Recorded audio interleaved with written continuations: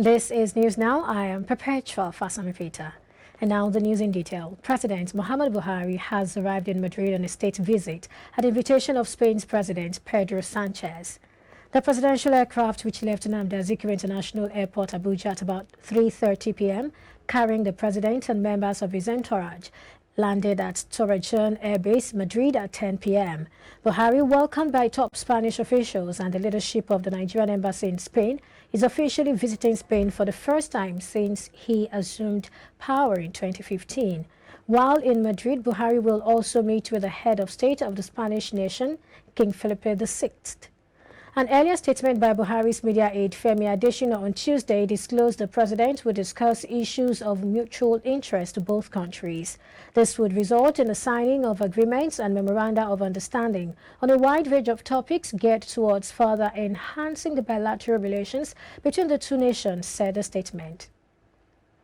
Nigeria's Vice President, Professor Yemi Osinbajo, presided over the meeting of the Federal Executive Council, FEC, at the Council Chambers of the Presidential Villa, Abuja. Professor Osinbajo chairs the meeting in the absence of President Muhammadu Buhari, who is on a state visit to Spain.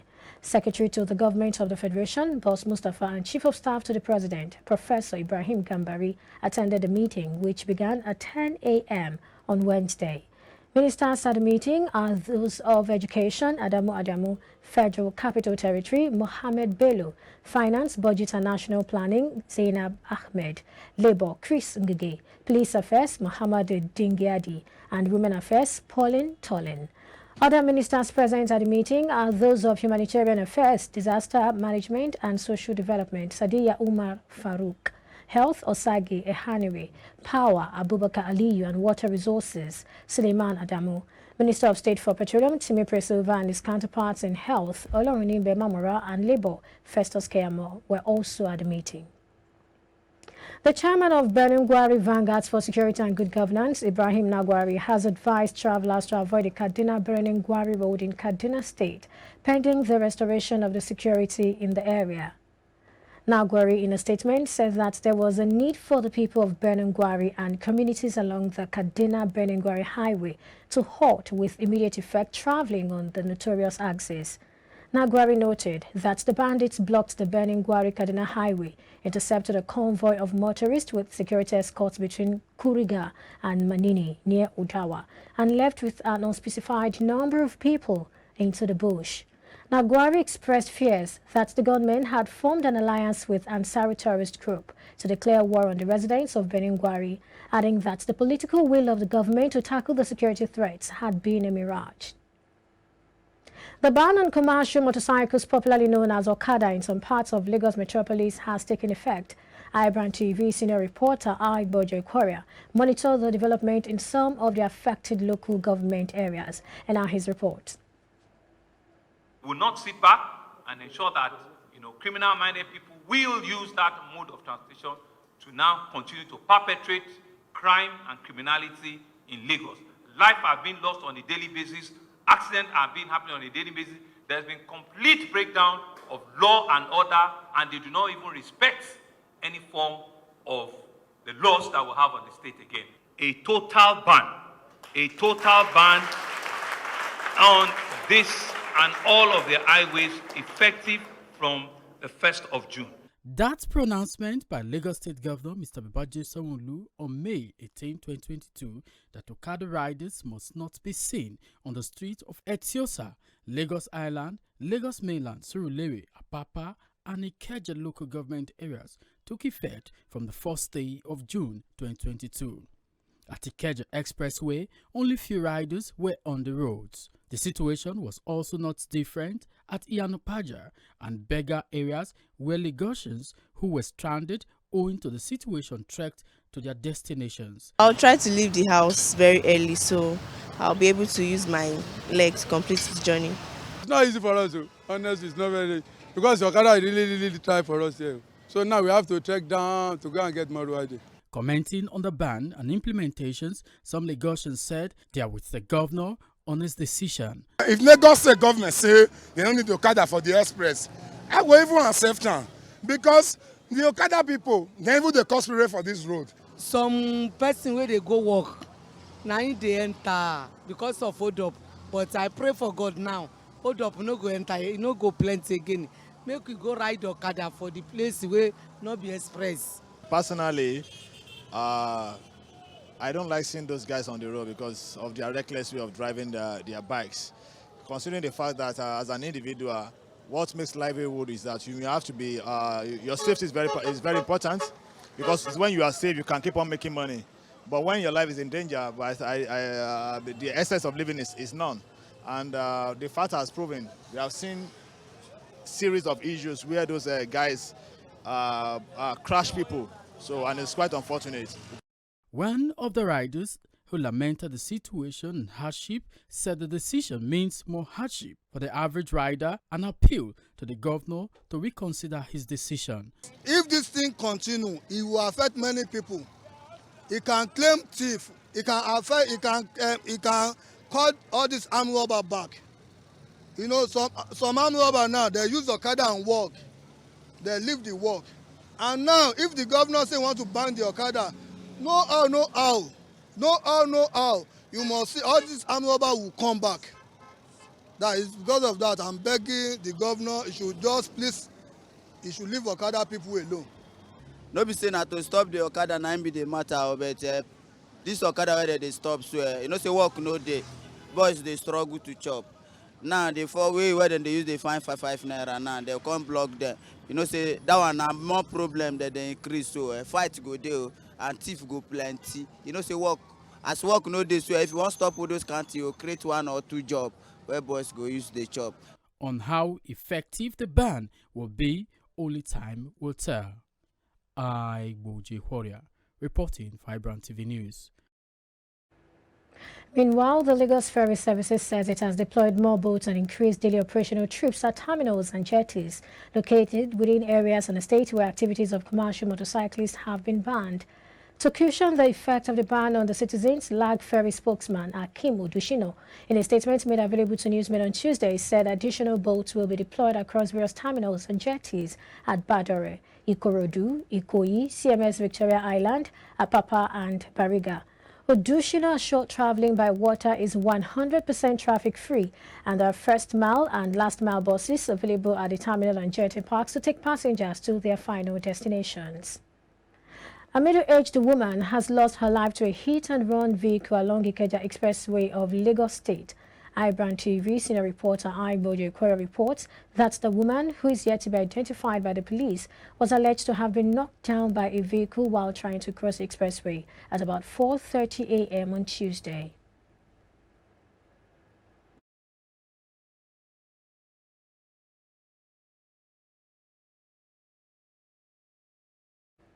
Residents of OKUN-ALFA, a coastal community in ETIOSA, local government area of Lagos State, have lamented the devastating effect of ocean surge in the environment and on businesses. The residents said the ocean has submerged the only community health center and school in the area. Ibojo has details. Falling buildings and abandoned homes are common sights in Alpha Beach and environs of ETIOSA local government area of Lagos State following the continuous surge of the ocean.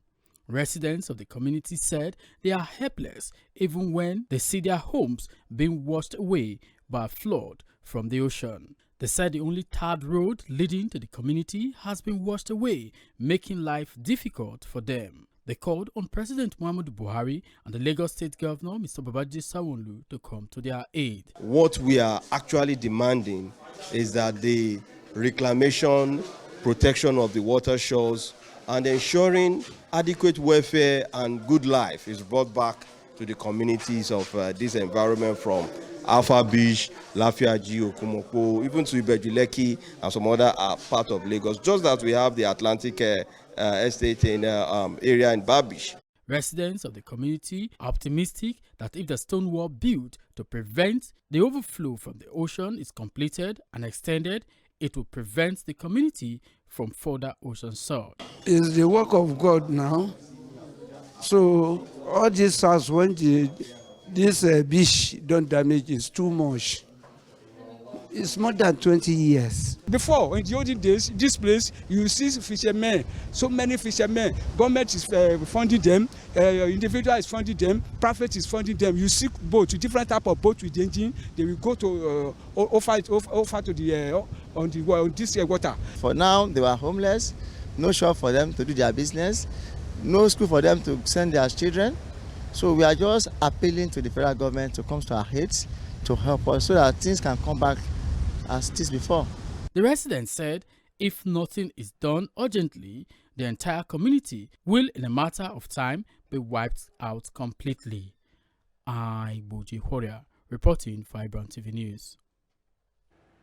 Members of the All Progressives Congress from the Ibadan Southwest and Northwest federal constituencies have warned the leadership of the party against imposition of candidates, even as primary elections are yet to be held in the district. The group made the call during a peaceful protest held in Ibadan to relieve their displeasure. The report. We want primary. We don't want anybody to impose on us at all. We need primary. Let us everybody to go to the field. We all know what imposition does to any political party, be it a main party or a third force. It has been rampant in this, and we call ourselves progressives. There are supposed to be a primary today for federal rep, but what we are hearing was that a particular candidate has been chosen, which does not augur well for majority of the party. Let all the candidates go to field and try the best. Anybody that win the primary, let them go to the federal honorable. We'll take a break now, and when we return, we'll bring you stories from Africa and the rest of the world. Stay with us.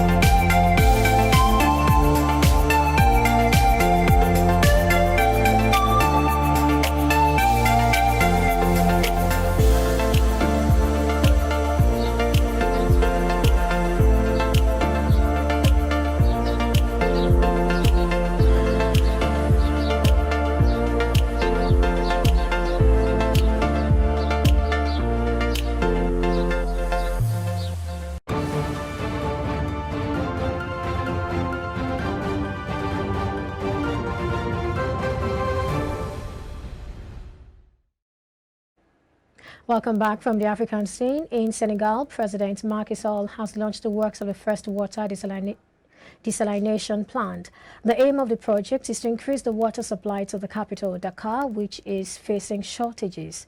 The president explained, and I quote, "It is all the more vital because the demographic situation combined with a strong real estate boom and the rapid development of economic activities have led to an overexploitation of local water resources, thus accelerating the rise of salt water in the Cape Verde Peninsula." End of quote. Despite opposition from local fishermen and environmentalists, the project is going ahead due to growing demographic pressures on the capital. The desalination plant is part of a vast plan of improvements aimed at making the country more competitive. The president of Angola welcomed his Congolese counterpart Felix Tshisekedi on Tuesday.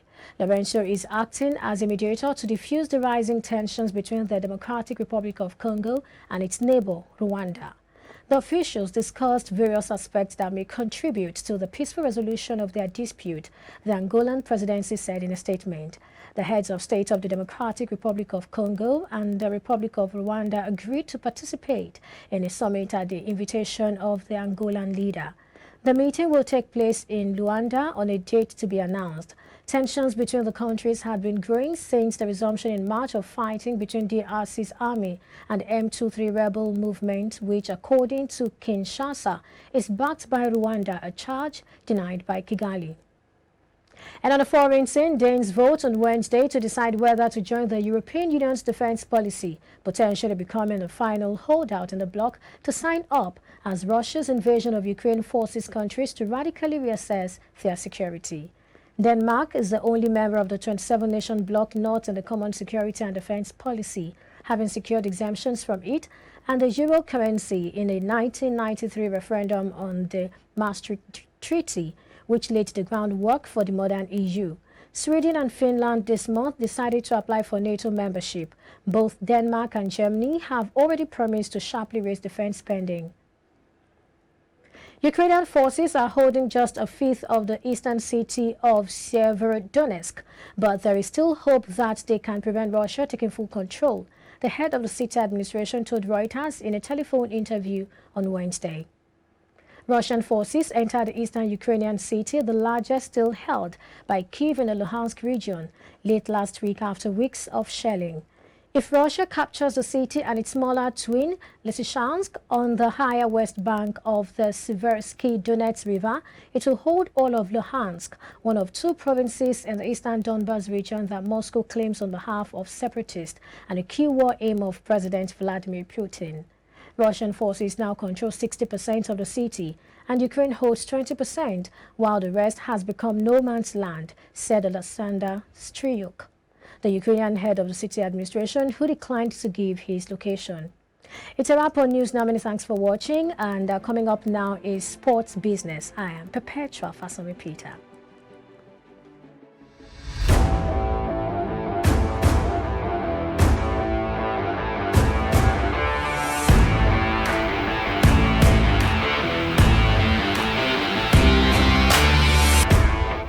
More than half of the Premier League's 20 teams are raising season ticket prices for fans.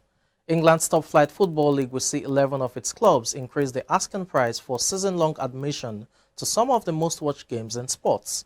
The increase marks a significant jump from the 6 teams that raised season ticket prices in 2021 amid the pandemic. The price hike follows heavy losses of potential matchday revenue due to fan restrictions at stadiums and inflationary pressures felt by Premier League clubs and fans around the world. Only 8 clubs were free top season ticket prices for the 2022-2023 season. Tottenham Hotspur, which sells the most expensive Premier League season pass at $2,562, has frozen its ticket prices for next year. Arsenal sells the cheapest season pass at $1,168, a 14% increase year over year.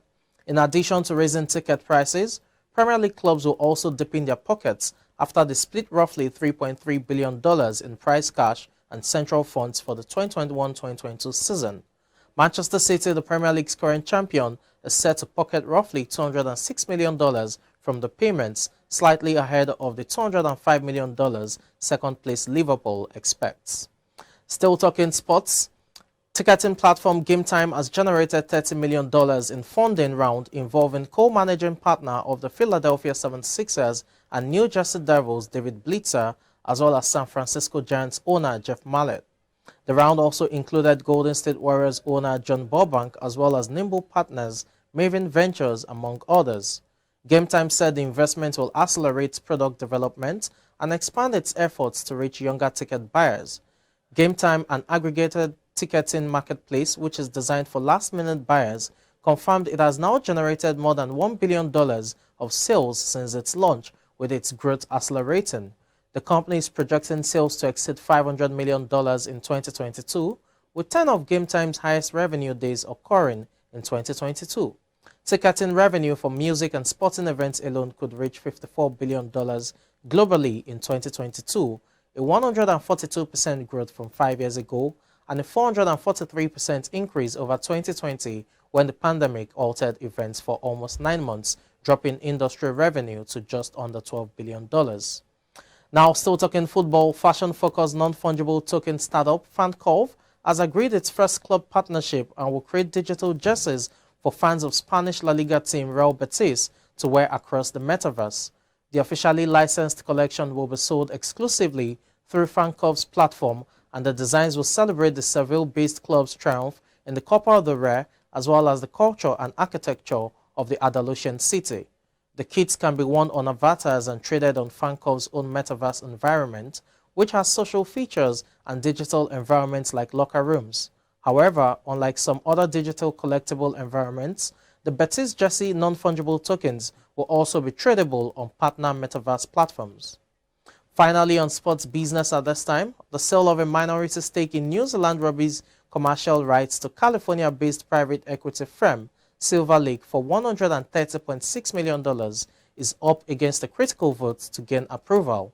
Silver Lake agreed to acquire a 5.7% stake in New Zealand Commercial Co., a division of New Zealand Rugby that houses all revenue-generating assets of the governing body. The pending sale, agreed to in February 2022, was approved by New Zealand Rugby's Players Union after some reluctance. Members of New Zealand Rugby will vote on Thursday at a special general meeting. Approval of the sale could value New Zealand Rugby Commercial Company at more than $2 billion. The process for Silver Lake to invest in New Zealand Rugby, the owner of the All Blacks team, has been arduous. A report from April 2021 revealed that Silver Lake offered $279 million for a 12.5% stake in the commercial entity, but the Players Union opposed the deal. Players for the All Blacks say investment could also taint their rugby traditions. The All Blacks have won more than 75% of their test matches and 3 of 9 Rugby World Cups.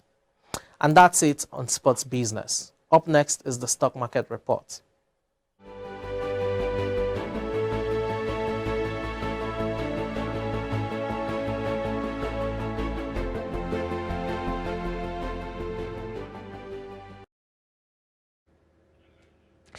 Hello and welcome to Stock Market Report. I am Frank Komalape. Nigerian equities market declined further on Wednesday as the NGX all-share index declined, losing about 0.03% to settle at 52,974.15 points from the previous of 53,637.14 points on Tuesday. On the gainers list now, while Etana Oil and FTN Cocoa led the chart with about 67 kobo and 3 kobo each to close at 744 kobo and 35 kobo each. Nigerian Aviation Handling Company, IKEJA Hotel and Transcorp gained 57 kobo, 9 kobo and 5 kobo respectively to close at 7 naira 20 kobo, 1 naira 24 kobo and 1 naira 30 kobo respectively. On the flip side now, OKUN-ALFA led the chart, losing 21 naira 50 kobo to close at 193 naira 50 kobo at the end of the trading session, as NCR Nigeria and Industrial Machinery and Construction Equipment lost 39 kobo to close at 3 naira 60 kobo at the close of Wednesday. Trailing behind shares of Corn Oil, Namath and Fidelity Bank losing 8.3%, 7.2% and 4.7% respectively. Well, and that's it with the stock market report. Many thanks for watching. I am Frank Komalape. The rest of the news continues in a moment.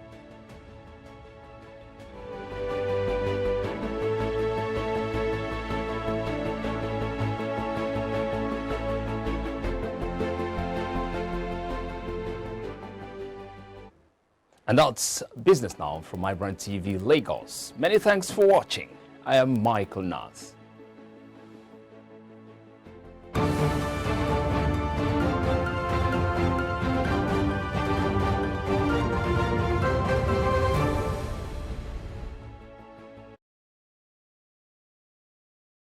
Are you a business owner